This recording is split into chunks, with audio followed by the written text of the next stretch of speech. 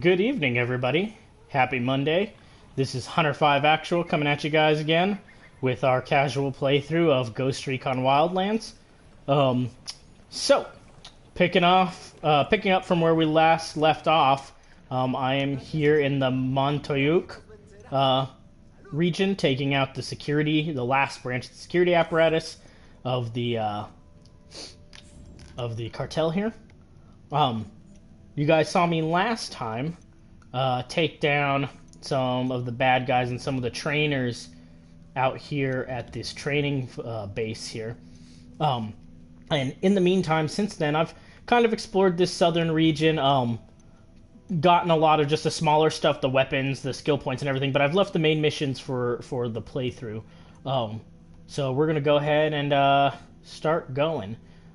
Just for those who are curious about what I'm using, using an M4, I switched to it, although I am still a little grumpy about the 20-round magazine on the M4 instead of the 30-round.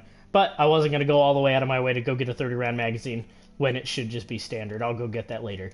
And one of the weapons that I earned on the way is this 50 caliber sniper rifle, which I just absolutely adore. So we will go ahead and just keep moving, and I'll kind of explain why I adore it. Although 50 caliber sniper rifles, I imagine it's pretty easy to understand why.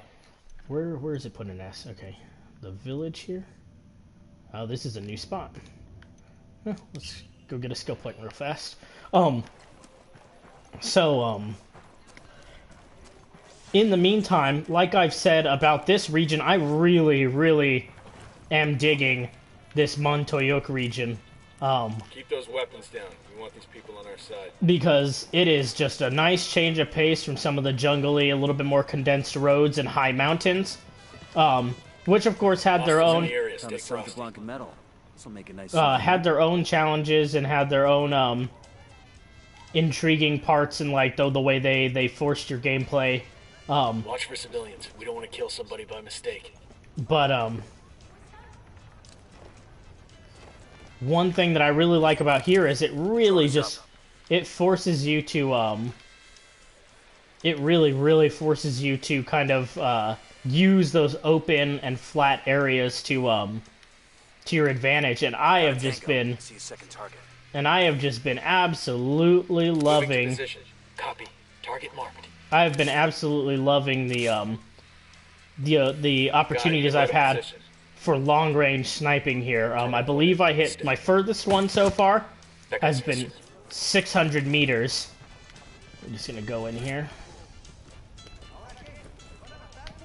And I think I hit somebody at 600 meters, and this just, the environment here just really lends itself for it, and it's just a lot of fun. Something else that I kind of mentioned last time too, I have very fond memories of my time in the army on small attack birds, very similar to Kiowa's, and the reconnaissance missions that I go on as the reconnaissance XO, or definitely more prominently when I was the regimental, or when I was the squadron planner for my unit, and I would just get to go right up in those recon flights with those little birds, and just this really reminds me of some of that environment out where we did a lot of that, with just these kind of very empty open deserts and just kind of these very large mountains, and just the manner of flying really low to the ground and hugging that cliff face all the way up and then dropping on the other side. It's just too fun. Too much fun to be had here. Alright. So, let's see here. We're probably going to go after this mission next right here. So I want to get us a helicopter to do that with. And I know that there is a helicopter here. So we're going to go ahead and move to this checkpoint. I normally try to avoid these load screens while streaming just because, you know, I think people are more interested in watching the game than hearing me talk. So I think it's kind of a break when it's not necessary, especially in a game like this that actually, to its benefit, actually minimizes the amount of load screens. And I know a lot of people have talked about how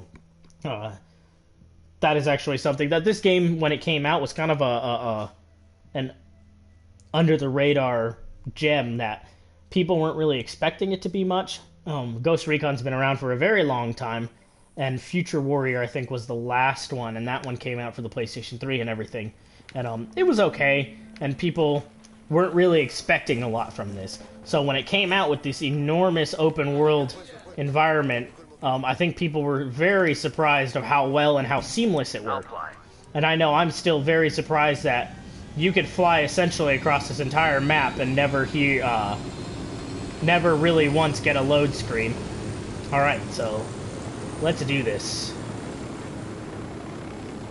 So again, I like flying like we did back then. Really nice and low to the ground. It keeps you under the radar as far as SAM sites are concerned.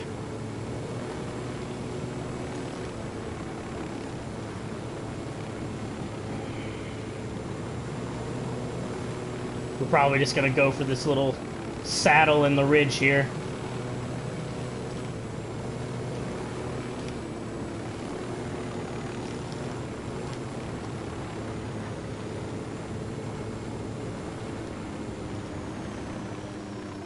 Okay, so let's go ahead and mark where we need to get to.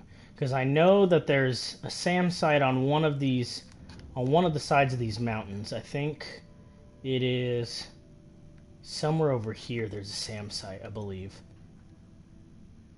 Yeah, somewhere up in here. So I gotta watch myself. And that's kind of the, you know, and it's enjoyable for that too, because this game really makes you think just before you jump in a helicopter and you're free to go wherever you want. You do have to think about how you're flying and where you're flying. We've located the stocks of ammo and mortar shells being used for training in Montauk. Destroying the stocks will bring training in the province to a halt. Sounds good. Alright. So I think probably our best route to avoid SAMs would be just to go really low down by the lake and pop out by the water there. So that's what we're going to do. So we're going to take this super low to avoid triggering any SAM sites if possible.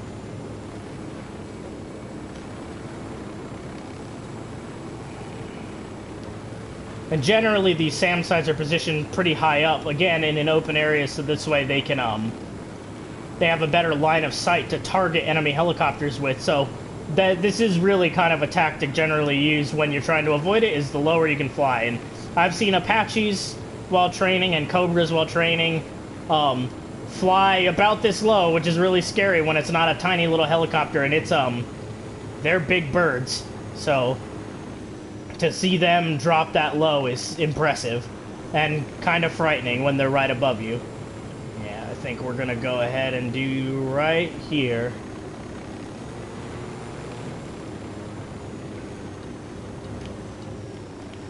Yep.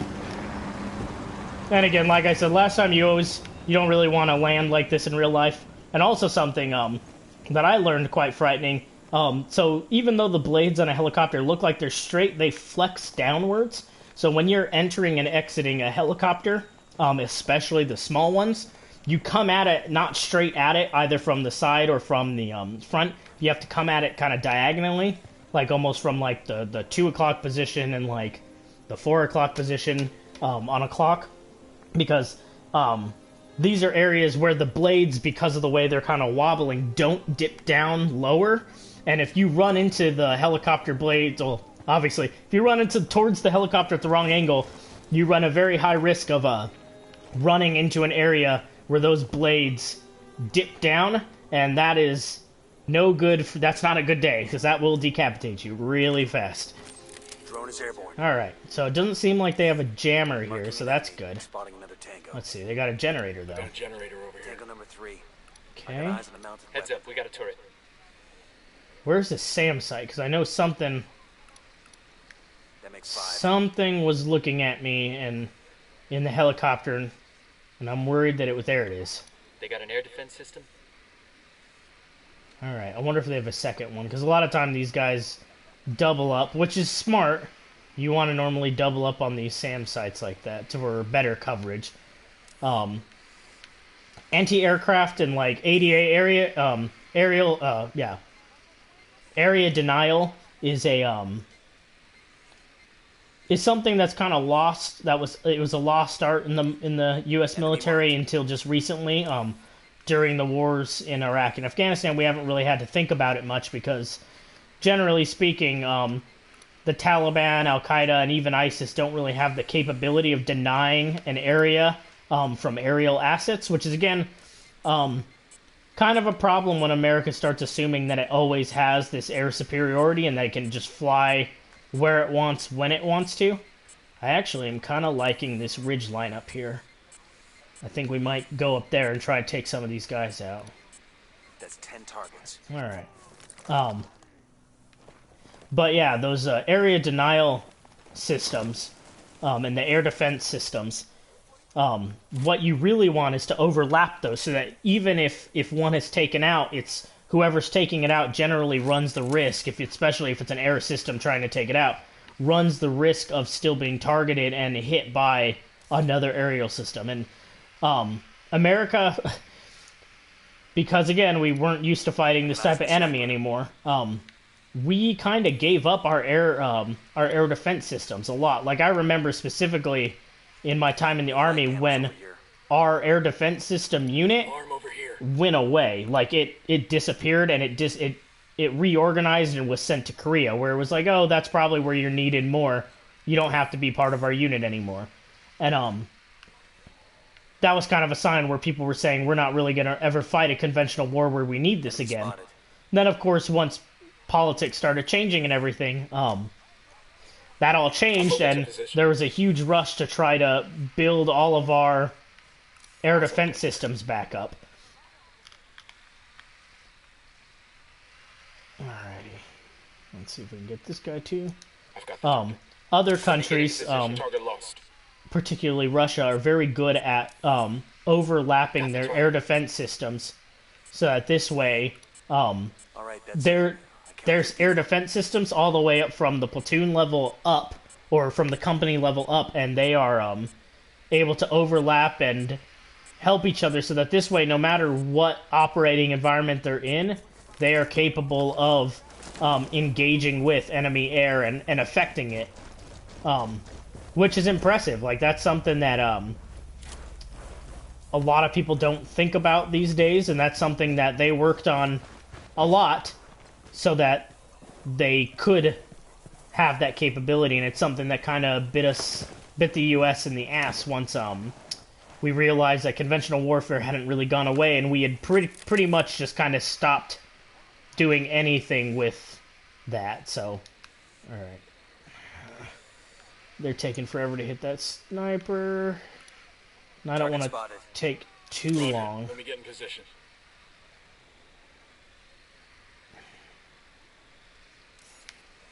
Roger that. Target marked. Got one. Okay, good. They didn't hear. Alright. Good.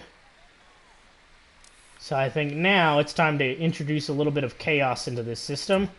We're going to go ahead and get ourselves a diversion. Rebels for a diversion. Copy that, Yankee. Troops are moving into position. And we're going to go ahead and hit this ADA system so we can get up onto that ridge line and provide a little bit more some overwatch and maybe some sniper fire. Alright. Roger that. Alright. Away. Alright, we're going to get back in this helicopter now. Because the effects on that target are going to be good. Yep. And I want to be in the air before the reinforcements arrive. Let's ride.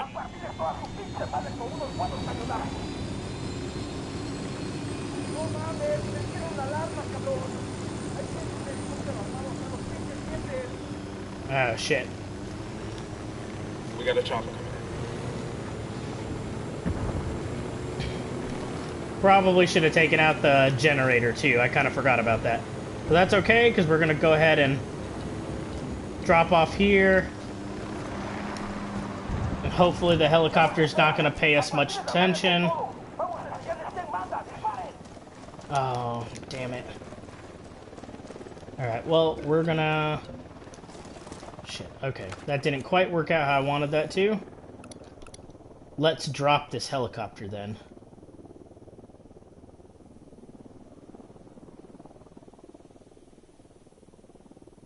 Oh, nice to have you again, Scotty McButters. Oh, I'll double check on that. I'm sorry that you didn't get the live notification. I will look into that and to see why that didn't happen. But, yeah, so all I've been really talking about for those joining us now, I'm doing fine, thank you very much, is just some of the ideas behind air defense artillery and the concepts behind having a... Oh, come on, I need to get this pilot. Of having a layered air defense system. Moving to position. Let me find a good There we position. go, I think. Copy that. Moving. Eyes on the target. Target acquired. Ready to fire. I have a shot. Engaging. Hostile down. Helicopter inbound. Another helicopter inbound? What do you mean? Alright. So what we need to do, I kind of screwed that up. I need... Oh, shit.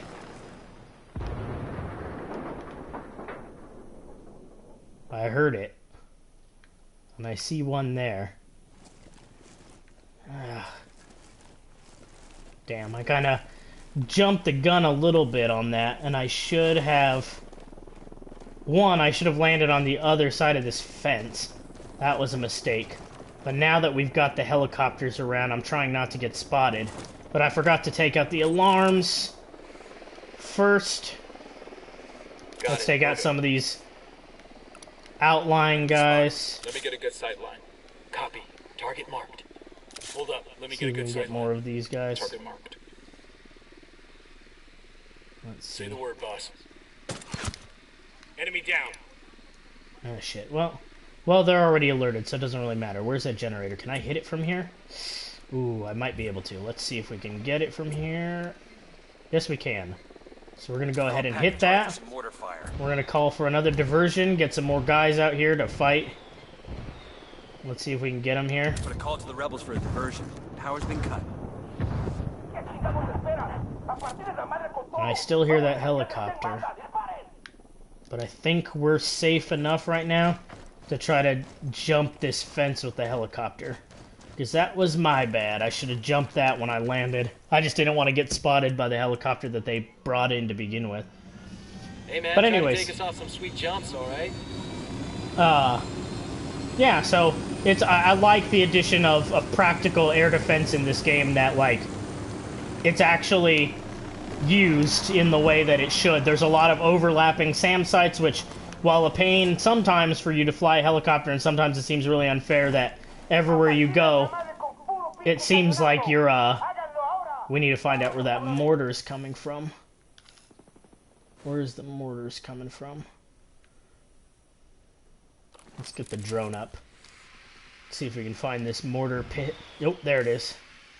So let's kill that guy. Moving. Screw that Moving guy. to a good sight line. Because he's going to kill all of Moving to a our better position. guys. Got the target. Okay. Good to go. Okay. Hostile down. Drop that mortar before he murders all of our poor rebels. Which it already looks like they're getting kind of... Oh, man. Probably should take that minigun out, too. Let's see if we can do some long-range sniping here. Alright, let's see here. What is that, 382 meters away? Let's try right about there. Ah, just missed. Let's see if I can hit him through the wall or not. Oh, yeah. Oh, nope, he's moving down. Well, at least we got him off the minigun. But I absolutely adore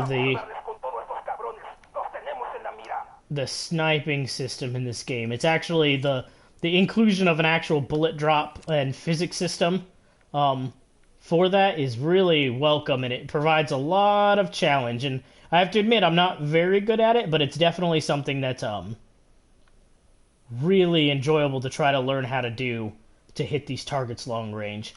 And again, once I hit my first guy at like 400 something meters, I was like ecstatic that I was able to pull that shot off. Because again, the distances are kind of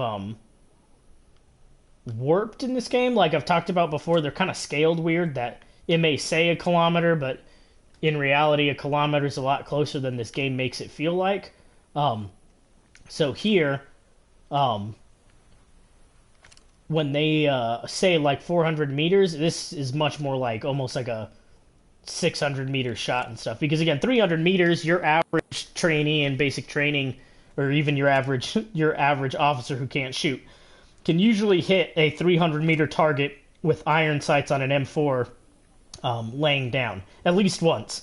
So 300 meters really isn't that far. So this 387 meters, 350 meters, these things, like, while far, for a sniper rifle like this, they should really be like not as much of a challenge as they sometimes appear. Getting in position. Well, we might as well try this. Let me get in position. So I've also noticed, again, the weird way the AI works in this game is that Ready to engage. they'll shoot right through walls and mountains sometimes, which is kind of unimmersive, as my favorite YouTuber, one of my favorite YouTubers for mods, MXR, would say. But you know, that's just kind of the way. That's the kind of the way it is. All right, let's see if we can get them on the other side of this camp here. Draw them away from where I'm at. So I don't want to just keep throwing rebels away to die. That feels kind of terrible. But you know what? Let's get them inside. Draw their attention. And I wonder if I can hit this guy. Ah, damn. Let me see if I can move into a better position.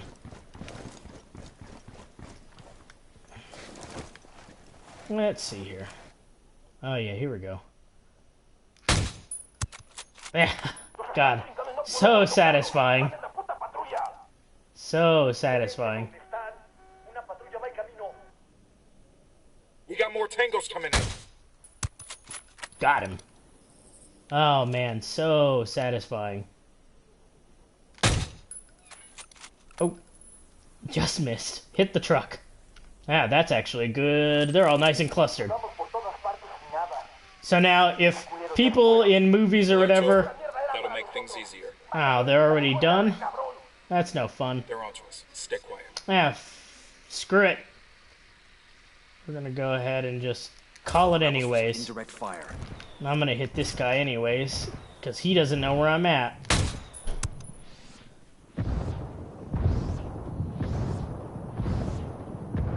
Oh, so satisfying.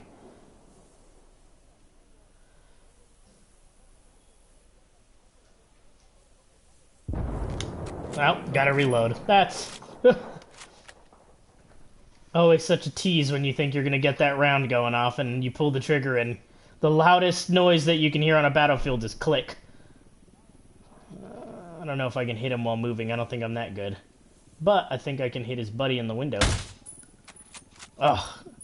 Almost. Let's see here. Let's see. Again, it's kind of weird learning the bullet drop system and then learning how the sights work. There we go. Got him. And come on, buddy. Do the dumb thing by hiding right where your friend died. Yep. Perfect. Oh, shit, I just missed. Oh, come on. Come on. There we go. Got him. Alright, so we're going to go ahead and see if there's anything else in here that needs to die. And I think we're... I asked the rebels to do a recon of the area. Yeah, there's still a few dudes, ain't there? Position. Need to get to a better position. Well, we'll go ahead and let my guys take these guys. Target acquired. I'm shooting these fuckers. Target eliminated. And this is now where we call the rebels for Clear. a diversion right into the center here. To draw their attention. And we're going to go ahead and we're going to begin our assault down there. So I honestly don't feel like running, so we're going to go ahead and do this nice Delta Force style and do a quick insertion. Alrighty. But yeah, no, I'm really loving this, I am really... Oh, hello. Hold up. Is that what I think it is? Haha, it is. That is an ADA system right there. And that looks like the type of thing that would mess my day up real fast. I'm just out of range. Let's see if I can get a little bit closer first. Because that's the type of thing that I would begin my flight, I would start heading over there, and I would get hit by a missile before I even made it to the base. So I guess we're gonna go ahead and go like this. Let's see.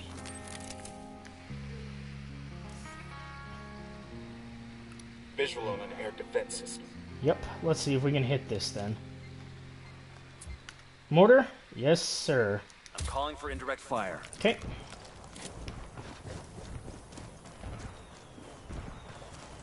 Make sure. Beautiful, beautiful, beautiful. Love it when a plan comes together. Clear on my side. Alrighty.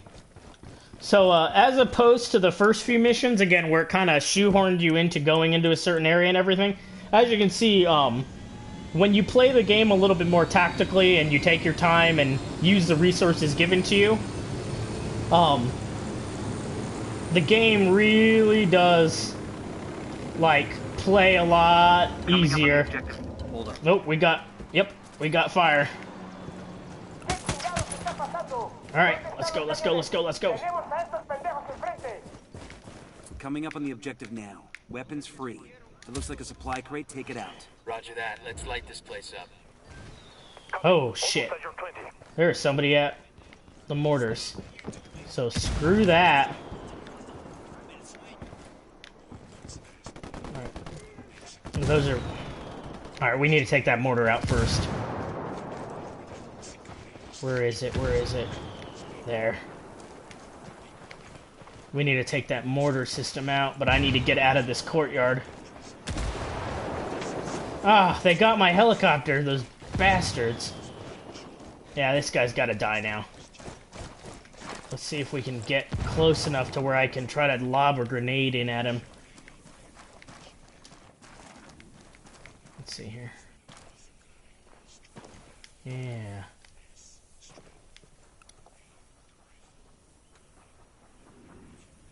Wonder if I can get a grenade in there.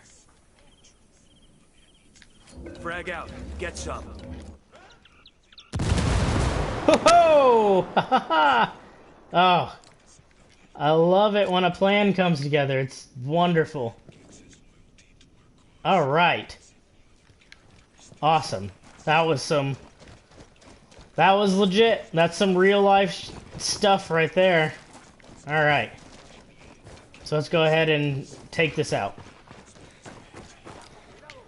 I still hear some guys around, it sounds like. Searching this location for Alright, it. so that's Clear on this grenade. side. Nope, wrong button. That's the flare gun. This should be the C4. Demo's primed. Alright. Alright, guys. Let's work together. Let's get out of here. Let's not assume that all the bad guys... Oh, cool. I think maybe we can assume all the bad guys are gone by this point. Although there might be some bad guys in here. So... let's go ahead and... yeah. Toss I got the C4 primed. there. Go grab some more ammo. So we should be restocked on ammo now. Is there any good stuff down here? Nope, just a mission. Oh. You know what? Nope, we're gonna do this right.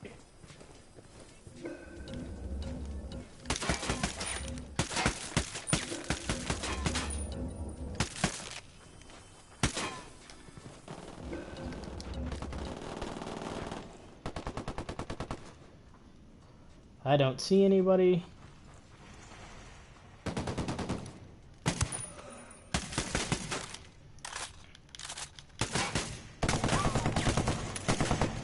Alright.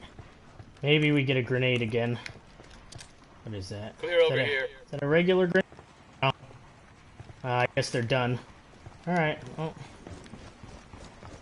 Good job, everybody. One, grab this. Two, let's... Nope, don't want that. Don't want that. Nope, that is not what I wanted. Dude, please don't hit it. Oh my god. Okay, nope. That's flare gun, okay. C4, let's just toss this. Demo's primed and in place. Alright, let's go, guys. You guys don't want to be near that when that goes off. That'll be a real bad day for everybody. Alright, and I got the C4 primed.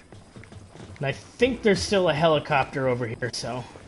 An enemy helicopter we can go ahead and commandeer, and that was what a Spot out for intel. successful mission looks like, so I'm pretty happy with how this has turned out.